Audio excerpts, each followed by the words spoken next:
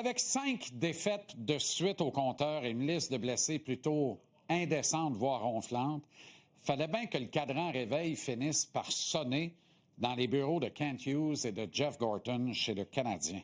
La responsabilité leur incombait de prêter main forte à Martin Saint-Louis et au groupe de joueurs en place. Calme et réfléchi, il arrive que le tandem de haute direction du Canadien m'épuise un brin. Il me semble qu'il était évident, après les volées contre les Kings et les Stars, que le CH devait procéder à des rappels de Laval et valider toutes les options possibles. Il a fallu 3 autres défaites en ligne pour que finalement le tricolore procède à des changements significatifs à son alignement. 5 énormes points de classement qui ont été perdus bêtement dans une saison où la marge d'erreur est quasi inexistante. Tout le merveilleux du mois d'octobre s'est envolé et Montréal se retrouve dans une congestion plutôt inconfortable au classement. Pourtant, après les 2 fessées et aussi la défaite face à des Bruins agressifs et mordants, il semble que le concept d'ajouter du muscle et une identité propre à un 4e trio s'imposait.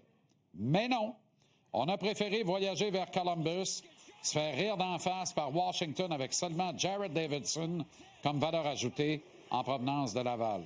Le pauvre Joshua Roy patinait sur une glace plutôt mince, pouvait difficilement se faire justice dans les circonstances. Il est reparti à Laval aujourd'hui.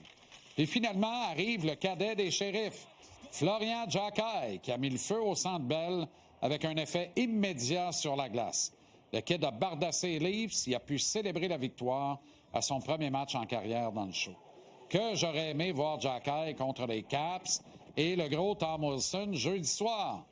Visiblement, Gorton Hughes ne voyait pas la visite des Capitals comme un danger. Et pourtant, je me demande ce que les joueurs se disent entre eux lorsqu'ils constatent la lenteur de prise de décision de leur patron quand vient le temps de leur venir en aide. La Ligue nationale est tough. C'est un circuit pour hommes qui ne connaît pas 2 recettes à succès quand ça compte vraiment. Tu te dois d'avoir du caractère, une identité de robustesse dans la profondeur de ton alignement si tu veux espérer survivre en série de fin de saison. Montréal l'a appris d'ailleurs à ses dépens assez net le printemps passé. Et même si la saison est encore jeune, c'est impératif que la direction appuie sans réserve le groupe de joueurs en place dans la quête d'une 2e accession aux séries consécutive. Espérons que Florian demeurera avec l'équipe pour un bon bout de temps, parce qu'Alexandre Texier n'est pas, à proprement dit, le sauveur. Matin, un excellent départ du jeune Français avec l'équipe, une espèce de chance du débutant portée par l'effet pour le cousin d'endosser le prestigieux chandail du Canadien. Mais Texier demeure un ailier de 3e trio pour être utile avec un homme en moins. Une très pâle copie d'Alex Newhook, un carbone qui recherchait Gorton et Hughes depuis la perte de celui qui connaissait ses meilleurs moments dans la Ligue nationale au moment de se casser la cheville. En fait, Texier est un plaster en attente de la vraie transaction qui permettra à Martin Saint-Louis de compter sur un vétéran gaucher dans sa ligne de centre.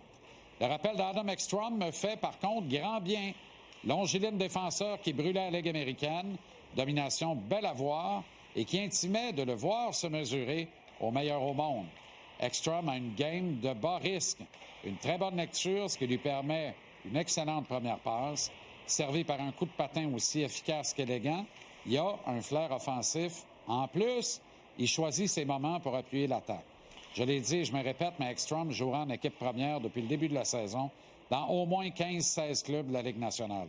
Son rappel pourrait permettre de le jumeler à Jayden Struble sur une 3e paire en défense, Ekstrom pouvant couvrir Struble depuis le flanc droit. Je placerai Alex Carrier à droite de Lane Hudson sur le 2e duo à la ligne bleue, tout en conservant intact la paire Matheson-Dobson. Ironie du sort, le rappel de Florian rend beaucoup moins essentiel son grand frère Harbour. C'est un brin cruel, mais il est ici question de la Ligue nationale de hockey. Pas du pick-up d'une gang de chums qui s'en va jouer un tournoi à bout de souffle.